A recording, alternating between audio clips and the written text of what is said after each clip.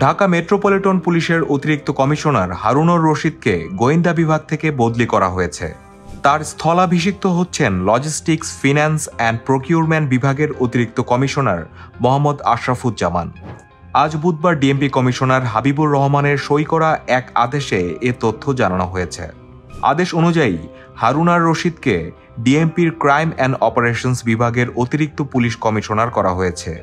এদিকে crime and অপারেশনসের অতিরিক্ত police commissioner খ মহিদ উদ্দিনকে লজিস্টিক্স, ফিন্যান্স অ্যান্ড প্রকিউরমেন্ট বিভাগে বদলি করা হয়েছে।